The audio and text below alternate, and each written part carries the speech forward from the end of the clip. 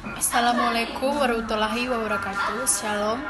Perkenalkan, kami dari kelompok 7 mata kuliah Ekonomi Manajerial.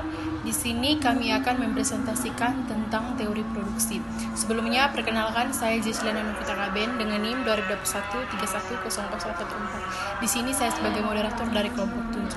Untuk selanjutnya, saya akan memberikan waktu dan kesempatan kepada teman-teman saya untuk memaparkan materinya.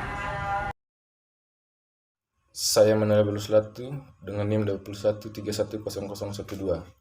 Pengertian teori produksi. Teori produksi adalah suatu konsep yang mengoptimalkan tentang bagaimana cara menghasilkan barang dan jasa dengan mengoptimalkan penggunaan sumber daya yang tersedia. Tujuan dari teori produksi adalah untuk mencapai tingkat produksi yang maksimal dengan biaya produksi yang minimal. Selanjutnya, Perkenalkan, nama saya Delia Majian Neves, NIM 2001 310013. Di sini saya akan menjelaskan terkait faktor-faktor produksi. Faktor-faktor produksi terdiri dari tenaga kerja, modal, dan bahan baku. Tenaga kerja merupakan faktor produksi yang paling penting karena tanpa adanya tenaga kerja, produksi tidak akan dilakukan. Modal juga sangat penting karena digunakan untuk membeli mesin-mesin dan alat perlengkapan yang dibutuhkan dalam proses produksi. Sedangkan bahan baku merupakan input yang digunakan dalam proses produksi. Dalam teori produksi, faktor produksi dianggap sebagai input yang akan menghasilkan output atau hasil produksi. Output ini dapat berupa barang maupun jasa. Perkenalkan, nama saya Vandran Sergius dengan NIM 2021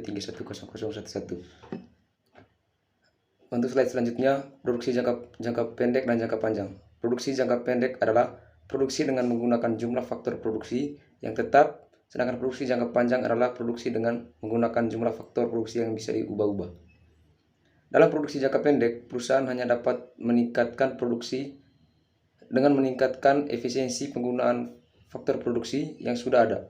Sedangkan dalam produksi jangka panjang, perusahaan dapat menambah jumlah faktor produksi seperti mesin-mesin baru atau menambah jumlah tenaga kerja. Selanjutnya. Perkenalkan, nama saya Yohana Barani, NIM 2021 310015. Biaya produksi terdiri dari dua biaya, yaitu biaya tetap dan biaya variabel. Biaya tetap adalah biaya yang tidak dapat diubah ketika jumlah produksi dinaikkan atau dikurangi. Sedangkan biaya variabel adalah jumlah yang berubah seiring dengan kenaikan atau penurunan dan jumlah produksi.